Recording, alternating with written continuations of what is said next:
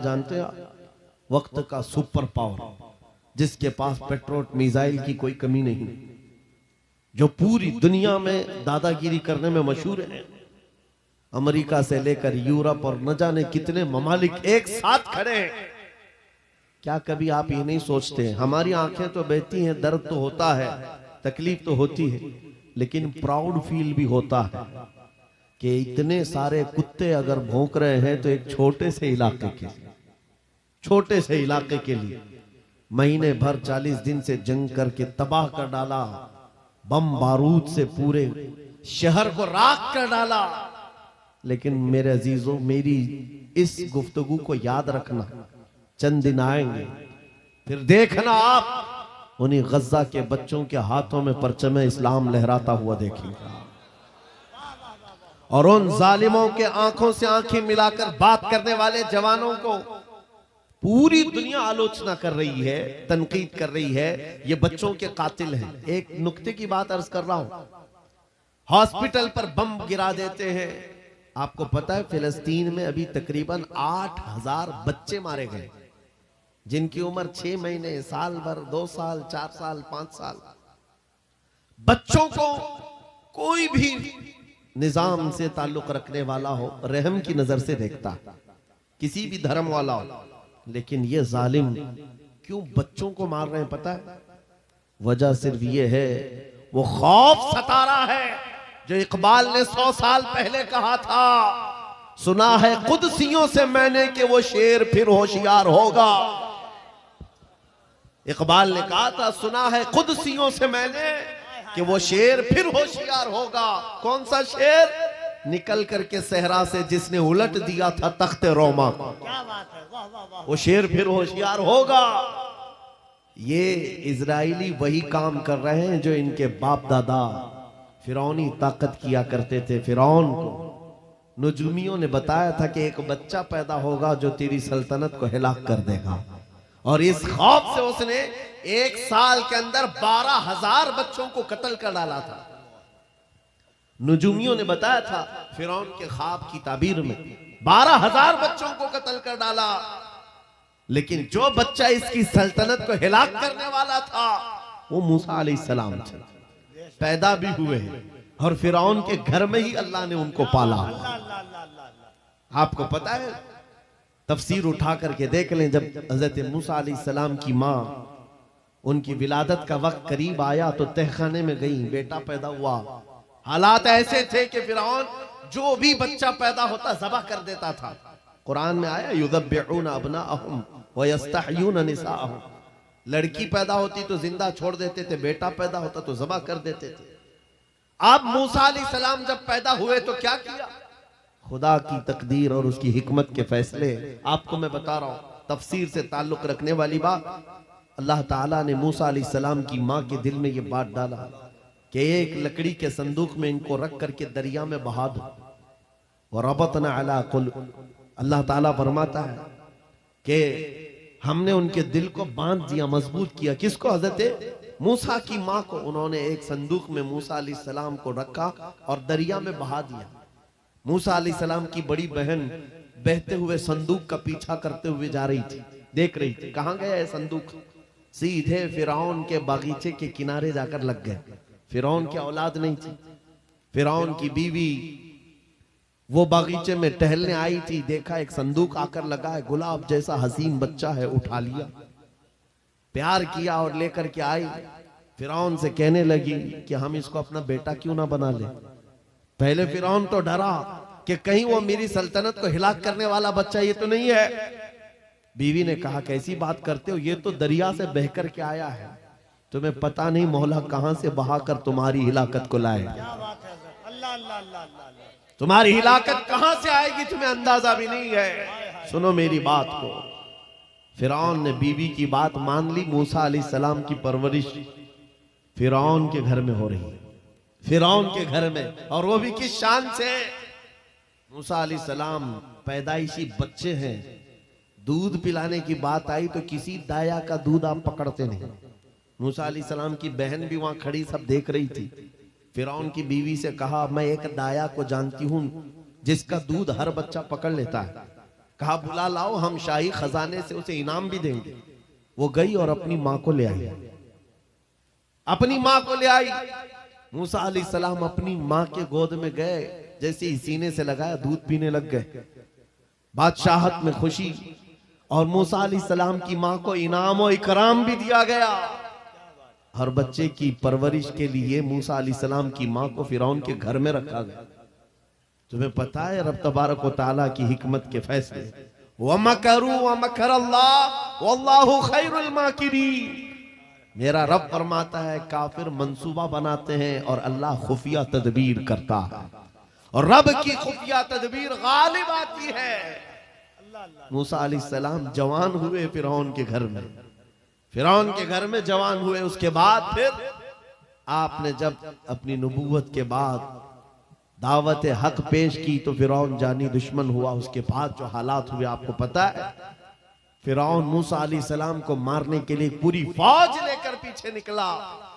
मूसा अलैहिस्सलाम समंदर में चल करके आगे गए, रास्ते आपके लिए खुल गए।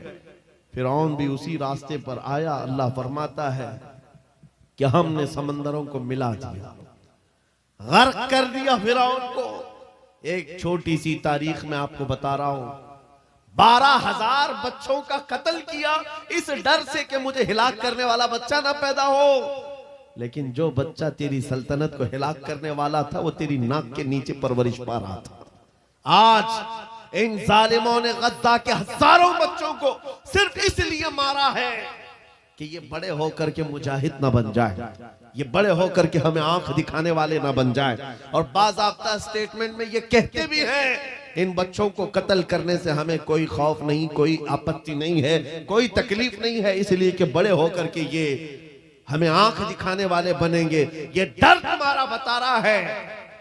कई हजार बच्चों को भी तुम कत्ल कर लो, लेकिन तुम अल्लाह की उस हिकमत से गाफिल हो। जालिमो, वो अनकरीब पैदा होगा जिसको दुनिया सलाहुद्दीन कहती है, वो अनकरीब होगा।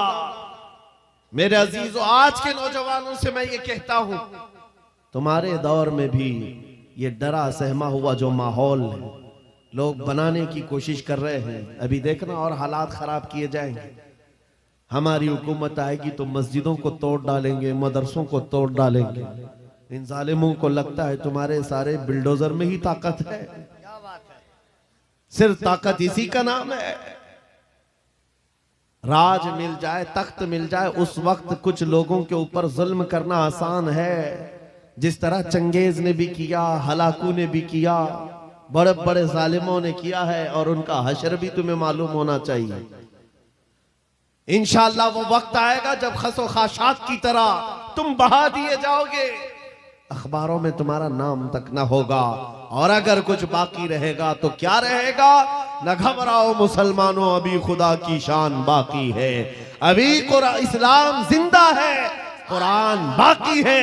ये जालिम काफिर क्या समझते हैं जो रोज हमसे उलझते हैं? अरे अभी करबला का आखिरी मैदान बाकी है। नारे तकबीर, नारे रिसालत, मुहाफिज़े नामूसे रिसालत, मसलके आला हजरत।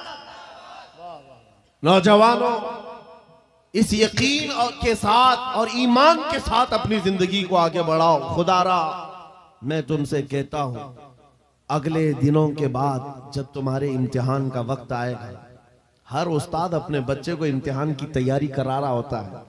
बेटा सवालात ऐसे आएंगे, टाइम इतना होगा, स्क्वाड भी होंगे, चेक करने वाले एग्जाम हॉल में बार बार आएंगे, तुम्हें देखेंगे। उस वक्त तुम खौफ से अपने हाथ में कपकपी नहीं पैदा करना, दिल को जमाना और अपना इम्तिहान मुकम्मल करना। यह हर उस्ताद अपने बच्चों को तरकीन करता रहता है। अजीज़ान गिरामी वक़ार, इस मिंबरे नूर से मैं आपको इस बात की तलकीन करके जाता हूं, इम्तिहान की घड़ी अनकरीब आने वाली है आपके साथ भी। और जो इम्तिहान तुम्हारा होगा वो इस्तिकामत का इम्तिहान होगा, तुम्हारे ईमान पर जमे रहने का, तुम्हारे डटे रहने का इम्तिहान होगा। देखना बहुत सारे पार्टी बदल लेंगे, बहुत सारे मसलहतों के पर्दों में छुप जाएंगे, बहुत सारे लोग किसी की धोती में पना ले रहे होंगे, कोई किसी की साड़ी में पना ले रहा होगा। लेकिन जो आशिक़ मुस्तफा है वो बढ़ चढ़ करके ये ऐलान कर रहा होगा अपना सब कुछ गुंबद खजरा कल भी था और मेरे नबी से मेरा रिश्ता कल भी था। और बस इस बात के साथ तुम्हें जमे रहना है, यकीन के साथ, एतमाद के साथ। अजीज़ान गिराम वक़ार, कौन सी ऐसी ताकत है, कौन सी ऐसी कुव्वत है जिसने इस्लाम को खत्म किया या खत्म करने की ताकत रखती है? अल्लाह करीम जल्ल शानुहु खुद कुरान पाक में फरमाता है, युरीदूना लियुत्फिउ नूरल्लाहि बिअफ़वाहिहिम व यअबल्लाहु इल्ला अन युतिम्मा नूरह। अल्लाह फरमाता है ये जालिम अपने मुंह के फूंकों से इस्लाम के चिराग को बुझाना चाहते हैं और अल्लाह तबारक व तआला इस चिराग को मुकम्मल करके रहेगा। दीन इस्लाम, अभी आप सुन रहे थे, इस्लाम था, इस्लाम है, इसके साथ कुछ नहीं होना है, आपका इम्तिहान होना है। हमारे मरने के बाद अल्लाह ताला इस दीन की हिफाजत के लिए औरों को पैदा करेगा।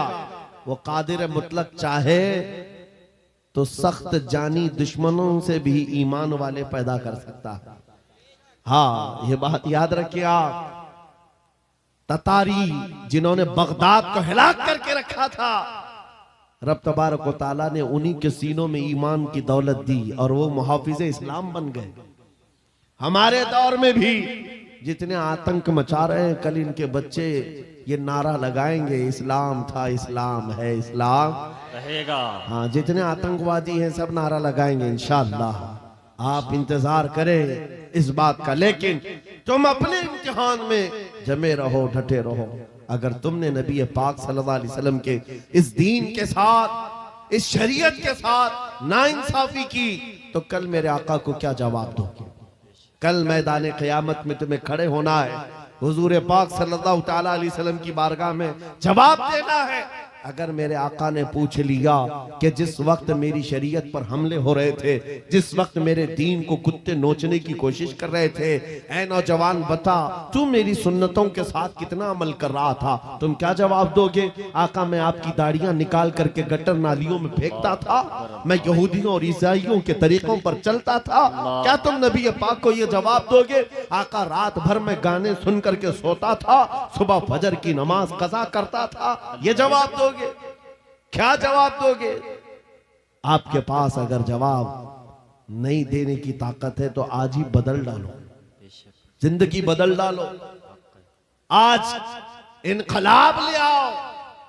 देखना, मैं अक्सर ये बातें कहता हूं ना, मैं चाकू छुरी की बात करता हूं, ये तो शायर लोग तलवार उठाने की भी बात करते हैं। हाँ, ये कहते भी हैं समझौता नहीं होगा, तलवार उठ जाएगी। मैं तो तलवार की भी बात नहीं करता। अरे प्लास्टिक का ब्लेड भी रख लो तो कल को हमको आतंकवादी घोषित कर दे। बम, बारूद, बंदूक, किसी चीज की बात नहीं करता, सिर्फ इतनी बात करता हूं, नबी पाक के इश्क में मलबूस होकर तुम सिर्फ रास्तों में चलते फिरते रहोगे, तुम्हारी चलत फिरत से कई कीड़े यूं ही मर जाएंगे। हक है, वाह वाह, बहुत खूब। हुजूर पाक की सुन्नतों में वो दम है, वो असर है, तुम्हारी चलत फिरत से कई कीड़े फना हो जाए।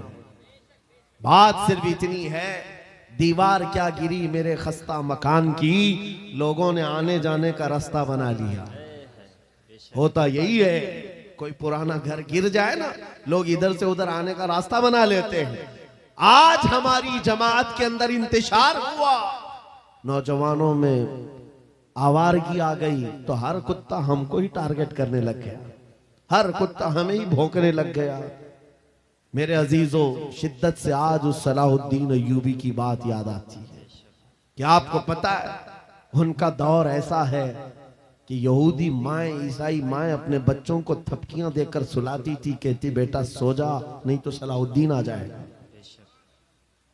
हालांकि जुल्म से कोई तख्त नहीं बिछाया था, सुन्नते मुस्तफा का रौब ऐसा कायम था, हुजूर के इश्क का रौब कायम था, जिसकी वजह से पूरी दुनिया में उनकी तूती बोलती थी। आज करोड़ों की तादाद में है, करोड़ों की तादाद में जालिम हमें आंख दिखा रहे हैं। हमारे बच्चों का कत्ले आम, हमारी औरतों की इज्जतें नीलाम, हमारी गर्दनों पर राज, और बगैर किसी खौफ के शायर इस्लाम पर भौंकना आज की आदत सी बन गई। नौजवानों, तुम्हारे अंदर अगर ज़मीर बेदार है, गैरत मौजूद है, तो अपने आप को बदल डालो। जवाब देने का एक वक्त आएगा, इंशाअल्लाह वक्त आएगा जवाब देने का। लेकिन पहले मैं आपसे सिर्फ इतनी इल्तिमास करता हूं कि अपने आप को बदल लो।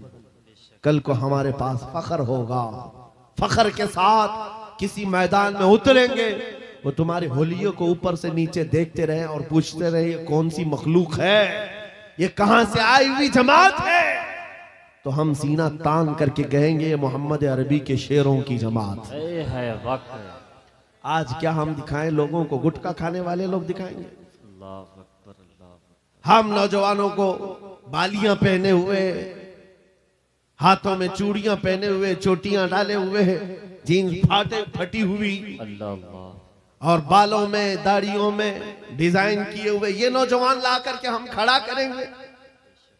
मेरे अजीजों, दुनिया के ऊपर अगर हैबत तारी होती है तो सिर्फ आशिकाने मुस्तफा से होती है, हुजूर के गुलामों से होती है। आज से 3 साल पहले पैरों से माजूर एक खादिम हुसैन ललकारता था, है हक है। वाह व्हील वाह, चेयर पर बैठ करके ललकारता था। अरे सफेद दाढ़ी हो चुकी, उम्र काफी है, सफेद दाढ़ी, पैरों में माजूरी, लेकिन पूरी दुनिया में ऐसी हैबत तारी कि यूरोप की जमीन भी हिलती नजर आए। हॉलैंड की पार्लियामेंट में बाज़ाब्ता उनको लेकर कहा जाए ये आदमी मोस्ट डेंजरस है, बहुत ज्यादा डेंजर है। हम सोचते हैं ये तो पैरों से माजूर सफेद दाढ़ी वाला व्हील चेयर पर बैठा हुआ तुम्हारे लिए कैसे डेंजर हो गया? तुम्हारे पास तो बहुत बड़े बड़े मिसाइल, एटम बम है, सब कुछ है। पता ये चला कि रब तबारक व तआला जो हैबत डालता है वो आशिक मुस्तफा की हैबत डालता है, हक है। नबी पाक की सुन्नतों पर आमिल। या रसूल अल्लाह, या रसूल अल्लाह।